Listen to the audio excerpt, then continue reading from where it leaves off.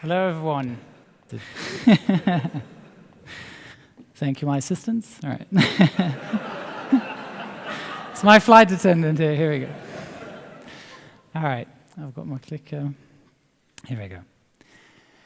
I believe that every one of us is a pilot. You are pilots of your own lives. Along the way, you've made decisions that have shaped you into who you have become today. But I also believe if you apply a simple technique that pilots use on an everyday basis, you can transform into the best version of yourself. Become more mindful, disciplined, focused, and ultimately achieve more success in life. I would ask you to please close your eyes now, as we will be commencing a flight together. You've just gotten comfortable in your seat. The flight attendants are performing the safety briefings, and you can feel the plane being pushed out of the gate position. The pilots start up the engines, and seconds later, we're taxiing towards the runway. You're gazing out of the window. The sun has just set. You're looking forward to a smooth flight home. We line up onto the runway. Cabin crew, prepare for takeoff. The engines spool up. You get firmly pressed into your seat. We accelerate down the runway. The nose lifts up, and seconds later, we are airborne. Suddenly, there's a loud bang. Long flames are blasting out of the left-hand engine, followed by a terrible rattling sound, and you can feel the plane shifting to the left. People are starting to panic. What's happening? Fire! The engine's on fire! In the cockpit, the master warning and the fire bell go off. Ding, ding, ding, ding, ding, ding, ding. The pilot sees the plane tilting to the left on his instruments. He counteracts by applying right rudder and maintains a positive pitch to keep the plane climbing. The pilot briefly pauses, gathers his thoughts, and says to his co-pilot, "Cancel master warning. Let's work the problem. Engine parameters on engine 1 are down. The fire message is shown. It's clear engine 1 is damaged. Take action on fire engine 1. Roger, responds the co-pilot. Fire engine 1 or severe damage checklist. Thrust lever number 1 to idle. Confirmed, idle. Fuel control switch from run to cutoff. Confirm, cutoff. Engine 1 fire switch, pull. Confirm, pull. If the fire message is shown, yes, it is shown. Rotate engine 1 fire switch to stop and hold for 1 second. The fire's gone out, sir. Engine 1 is secured. Roger, continue with your checklist. You may open up your eyes again. Now, this is a classic scenario pilots train on a regular basis in a simulator. And I would quickly like to show you what this checklist looks like.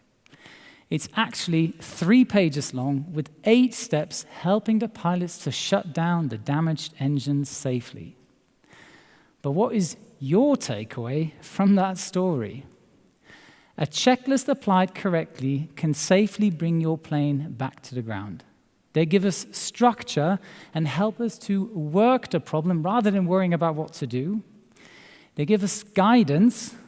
They focus our attention, and they give us a sense of hope that once the checklist is completed, that everything will be fine. And that is exactly the purpose of any non-normal or emergency checklist in a modern airline cockpit. At the moment the failure occurred, the workload and stress level increased dramatically for the pilots. The immediate action is to fly the plane first and then dealing with the failure and bringing the plane back into a safe flight condition. Once the pilots have completed their checklist, they have re-established a somewhat normal flight configuration, maybe with 1 engine inoperative, but reducing the workload, allowing them to plan their next steps, for instance, landing at the nearest suitable airport. So we agree, checklists give us structure, they give us guidance, or so to say, a plan of action, they focus our attention, and they give us a feeling of success or a sense of accomplishment. Now, over the past 12 years, flying as a pilot, I've gotten so proficient in using checklists at work every day that my mates and I would come up with sort of self-made checklists in the car, for example. I would say, before engine start checklist, boys, luggage. And then my friends would reply, packed and secured. Seatbelts, fastened. satellite navigation, loaded and ready. And then I would call out of the car, clear prop, which is the call out you use when you start the propeller plane, and then I would turn over the ignition key of my car. But what started as a joke, I realized I could implement more and more of these checklists in my everyday life to not forget things, to work more goal-orientated, to work more efficiently. Here's an example for you. This is my morning routine checklist, which I apply more or less every day. This is my video editing checklist, which have helped me, or which I've used 130 times, helping me grow my YouTube channel into one of the most largest channels on the internet, aviation related. Now, I have come up with 5 simple rules for you to apply when setting up your own checklist for success. And let me show you how it's done. Rule number 1, prioritize. Write down the numbers 1 to 5. Those will be representing your top 5 tasks of the day. Sure, you can add a few more, but I would recommend you limit yourself to 10 tasks per day.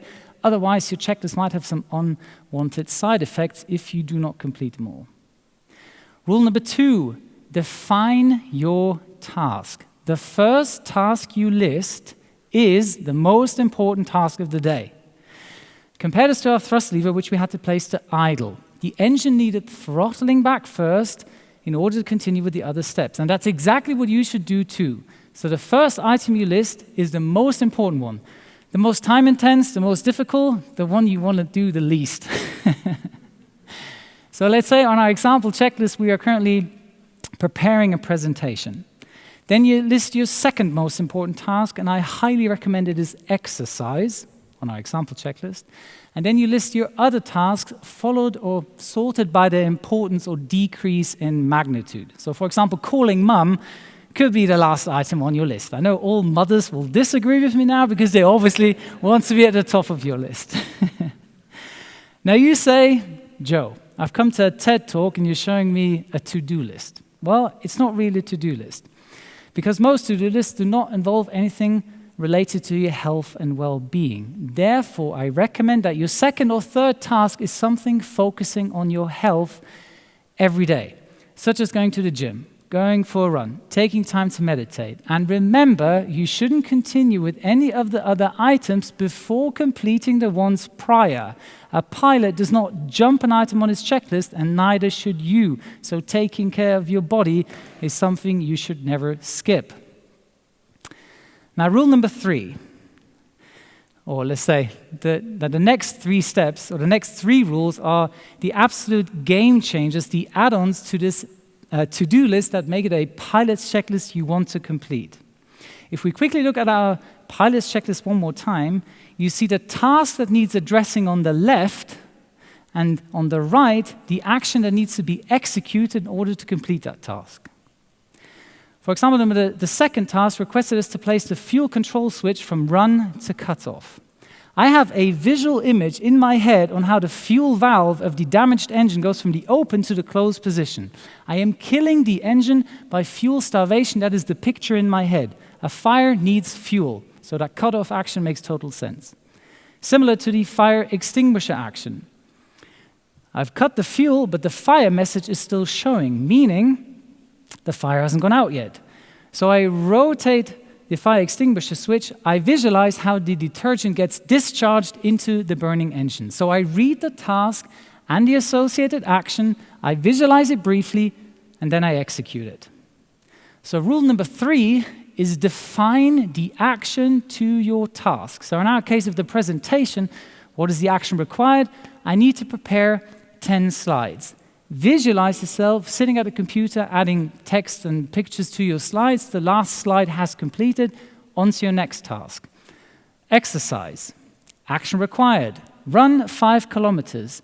Visualize yourself with your running gear on, your favorite music playing through your headphones, and you're smiling once you've passed the 5-kilometer mark. On to the next task. Emails. Action required. Prioritize, respond, maximum 1 hour. Here I've even added a time frame. Don't waste your time with unnecessary emails or get distracted by a computer. Visualize yourself answering the most important ones. Next task, Birthday parcel, action required. Drop off at post office. Visualize yourself with the birthday parcel in hand for your friend. You're handing it over to the lady at the post office. What a great feeling. You're putting a smile onto your friend's face for his birthday. And last but not least, call mum. Action required, discuss the holiday plans. Visualize yourself being on the phone with your mother, discussing the holiday plans and the neighborhood gossip. I don't know. Make it a habit to list your family on your checklist. I know it sounds harsh to make your family a task, but a lot of people forget, and your family should never fall short. And can you see how the actions sort of decrease in magnitude like they did on our pilot's checklist? Now, rule number 4, and this is a really good one. Add a chant box. I would like you to add a tick box after your action or as I like to call it, a chant box. So the pilots, they read out the checklist and the action required. Now, instead of you calling out the action, I want you to come up with a chant and a victory pose. I use "yeah, buddy" and my victory pose. If pilots do it, sports athletes do it, happy people do it, why can't you? Trust me, once you get into that flow state of completing one task after the other, it is so rewarding to shout out your chant. And last but not least, rule number 5, to complete your checklist setup, you have to add one more key part that defines your checklist, what I like to call the timed victory line. Now, the timestamp is important to give you that level of urgency that this checklist needs to be completed by then. A pilot's checklist does not have a timestamp, but the remaining fuel on board gives it enough urgency. Now, you say, this is a deadline. Please do not call it a deadline, because in cockpit phraseology, you would never say, we've reached our deadline. You say, checklist completed. In actual fact, a deadline used to be a physical drawn line around a prison. And if an inmate were to cross that line, he were to be shot dead. You're the complete opposite of dead once you've reached or completed your checklist. You are alive and happy, and therefore you are crossing your victory line. Beyond this line, you should celebrate your success. Now, the big question, why even bother about setting up a personalized checklist every day? We all do it. Some of us have become experts at it.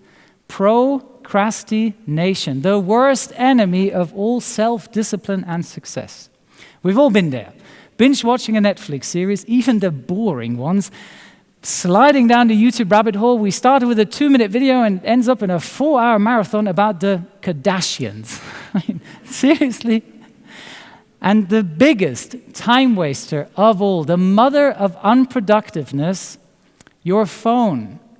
People don't spend a few minutes on their phones, they waste years on their so-called smartphones. Numerous studies have shown that people who write down their goals or checklists, as you will do from now on, have a 42% higher chance of achieving what they've put into writing compared to people who just dream of their goals. And this percentage rises the more goals these people achieve over time due to their success. Here's an example for you. Giving a TED talk was a goal on my long-term checklist. Here I am. If I can do it, why can't you? Here's another one. Fly the most beautiful plane in the world. Ticked it off. Yeah, buddy. There's another one. Fly a Supermariner Spitfire. You can see it's not ticked off yet. The timestamp is still given. If you have a Spitfire, call me. Believe me, this checklist of long-term goals is pretty long. So having daily and long-term checklists to prevent procrastination is definitely a good idea. I am speaking of personal experience. When you go home this evening, please grab pen and paper, write down your checklist, use my 5 rules I've just given you, 30 minutes before going to bed. By doing so, you mentally prime your mind at the tasks that await you the next day. And getting out of bed will feel so much easier because you cannot wait to be dancing once you've passed your victory line. Here's a little secret I want to share with you. Throughout this presentation, I was running a checklist in the background, and this is what it looked like.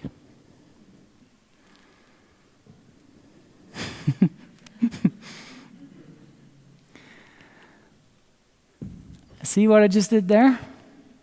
I just crossed my victory line. I believe that every one of us is a pilot. You are a pilot to your life's destination. Start using checklists to help you navigate into the direction you want to go. Turn off life's monotone autopilot. You have control. Take action, check it off, and cross your victory line. Thanks for letting me inspire you.